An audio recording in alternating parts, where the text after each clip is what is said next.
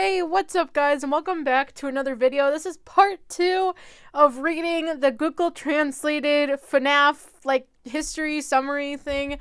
If you didn't view part 1, I'll link it in the card above, but we're just gonna get right into it because there's a lot to cover in this section. So we're starting off with this section called Young Competitor in Junior Sports. I don't exactly remember what the actual thing was supposed to be, but we're gonna get into it.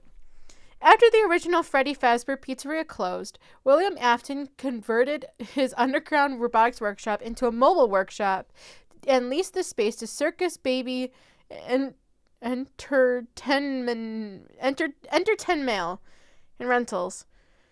I don't think I said that right, but okay. Instead of entertaining kids at home, this new project takes fans to various Fazbear attractions, such as Chica's Party World. In addition to renting used Circus Baby Pizza World comics such as Baby, Ballora, and Balloon Boy, Baby Circus and Rentals are developing several new cartoons including Fan Time Foxy, Fan Time Chica, and Fan Time Freddy. No, they're not. FNAF 2, Freddy Fazbear's Pizza Gets New Life. In 1987, Fazbear Entertainment opened a second Freddy Fazbear's Pizzeria, several years after the first had closed. The new animatronics created for this episode are based on the popular Fredbear and Friends toy, making it even more appealing to children. It is also programmed with advanced facial recognition software to identify criminals. I'm so glad that they identify criminals now. Now we just need to get William Afton in jail, because that's the only thing it'd be good for. The stage featured classic animatronics, but they were too ugly and unhealthy to work. After the robots were placed on the counter, the classic animatronics were placed in various settings and used, but I thought they were too ugly and unhealthy to work. So how could they be used? However, Afton Robotics is developing its own forensic psychology system with toy animatronics. Forensic psychology. That's an interesting thing, which can be seen in the preview source code. So William Afton dodged security duties for him and worked the late night shift before switching to daytime a few weeks later. The other security guard at the site, Jeremy Fitzgerald, was transferred to his place on the night shift. As William spends his day in the sun, he begins to drag other children to their death, creating the mystery of the second child in the series. The mystery of the second... What is this, a Goosebumps book?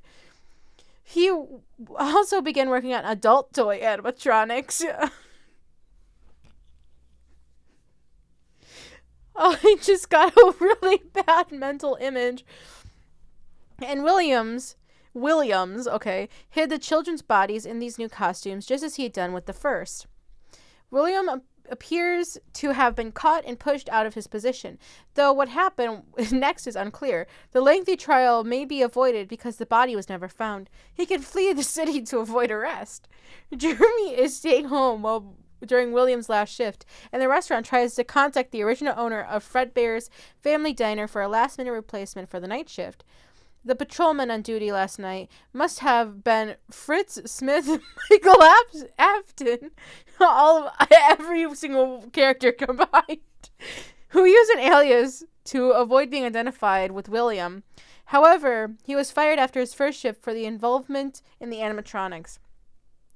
During the restaurant's anniversary celebration, an animatronic character named 87 Bite punches Jeremy in the face. After a few weeks of operation, the restaurant closed, and the toys were returned to Circus Baby's Entertainment and Rental. Finally, entertainment, not whatever that other word was. However, the classic animatronics have been retained with the intention of reinventing them for the future. Before he removed the toy, Williams was unable to rotate the cervix and used melted remains to support Funtime's new animatronics. You can also recycle classic animatronics to relax and have fun. FNAF Sister Place. You will be where you said. Yes, you will! At one point, his son Michael was approached by William Afton about starting Circus Baby's Entertainment and Rental.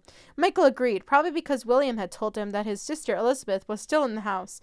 Michael attended and soon found work as the young night entertainer. That sounds like a stripper. I think that you're talking about a prostitute there, buddy. During Michael's first week on the job, Baby tells him about his murder and existence of Elizabeth Afton. I didn't know that we need to explain to Michael about Elizabeth's existence, but okay. Though he doesn't know why. The third night, he kidnaps Michael and hides Circus Baby in an old castle built for the pizza world. Wait, so Michael kidnaps Michael and hides himself in an old castle built for a pizza world. Alright. On the fourth night, he wakes up in the uniform. He discovers that Bellora's womb has been removed by a machine called a shovel. Oh no! On the fifth night, Baby tricks Michael into taking over her body and disembowels him. He and the other mutants were fused with an animatronic hybrid named Ennard, took over Michael's body, and used it to escape the building. Ennard cares for Michael's body as if it were his own child that he decomposes, at which point Ennard has no choice but to dump him down the drain. Scooper is left with an injured Michael. The Scooper just has injured Michael. There's apparently multiple Michaels in this story. But returns to life moments later, his soul trapped in his decaying body, forced to live in the shadows. Michael vows to find his father. Okay, at least that's canon. FNAF 1, Live the Fantasy and Fun. It's unclear when the third Freddy Fazbear's Pizza location opened, but at some point, the classic animatronics were updated for this new, low-budget venture. In 1993, the restaurant was looking for a new doorman. Michael Afton took over, possibly as part of the effort to find William. In the first week, that is. You can always finish your sentence at any time, Google Translate. You don't have to just end. FNAF 3, Strange Charm of Fazbear Fear. Freddy Fazbear's Pizza has closed, apparently due to its reputation after the series of scandals in the company's history. However, after leaving the diner, William Afton quietly returned to disband the animatronics to get them back. But to his surprise, he is attacked in the restaurant vault by animatronic ghosts who chase him, causing William to ride in his bouncy, beautiful suit that loves to kill them. His bouncy, beautiful suit? That's an adjective. Moisture from the dining room's single ceiling loosed the suit snaps. The suit snaps. I can't speak. Causing it to spring up and fall into William's body. During this scandal, William Afton was arrested and executed and died in a prison he built himself. And he wasn't executed. He died, but that's right. But he wasn't arrested either. 30 years after Freddy Fazbear's Pizza closed, a new location of Fazbear Frights had opened. Still haunted by the loss of his father, William, Michael Afton is recruited as a night watchman or entertainer. A week before the grand opening of Fazbear Frights, the team collected some leftovers from Freddy Fazbear's Pizza, including Phone Guy and old training tapes from the animatronic Spring Bonnie. At least it's not Von Guy like last time. Spring, now known as Springtrap, attacks Bonnie and Michael just in time. By the end of the week, Michael noticed that William is wearing the suit. After completing his mission to find his father, Michael Fazbear burns the fright before dawn to kill Springtrap. Unfortunately, Springtrap survived the fire. Information on the whereabouts of the brothers, FNAF 1 and FNAF 3 timelines, the exact timeline of location, sisters, FNAF 1 and 3, it's hard to piece together, let alone argue with fans. FNAF fans doesn't seem to argue with what happened, so I wanted to discuss the main idea of the time between the 3 matches in a row. To put this together, I plan to use evidence from the FNAF survival log to put sister status before FNAF 1. Alright, okay. Let me get this straight. Sister status, then FNAF 1. Okay. That's going to be important for the lore. This magazine contains some stories about Michael's activities at Circus Baby Entertainment and Rental. And you could say that the magazine was written when he visited the sister location. On the other hand, many fans believe that the Funtime animatronics in the sister situation were created by William, a holdover from a classic animatronics. This theory states that the kids who disappeared in the first episode ended their lives with Molten Freddy in FNAF 6. If so, Sister Marlowe would have acted after FNAF 1. Who's Sister Marlowe?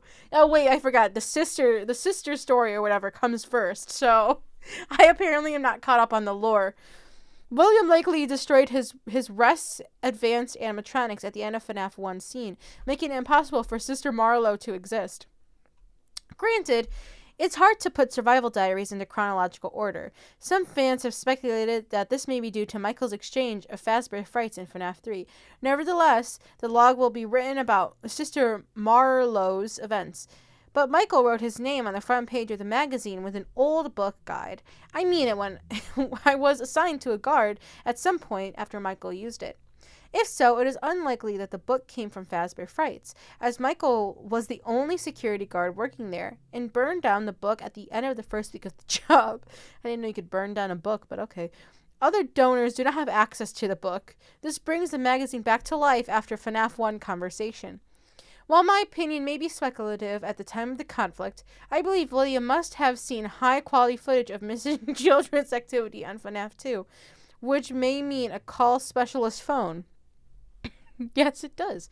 It's also possible that the other victims of the missing children incident in FNAF 2 turned to Michael's sister location for fun. Oh God, and I forgot that Michael's an entertainer in this episode, in this story. For fun, with the help of William, who turned to MIB as well.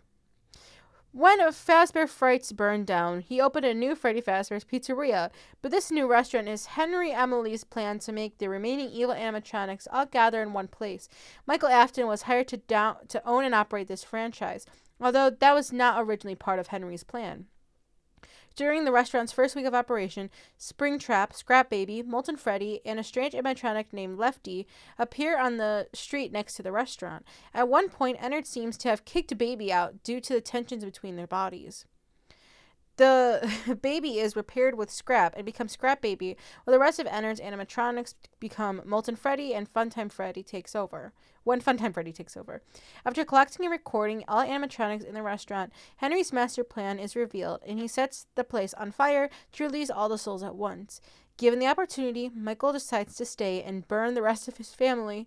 Henry himself probably burned to death, ending a long, horrific chapter in the FNAF history.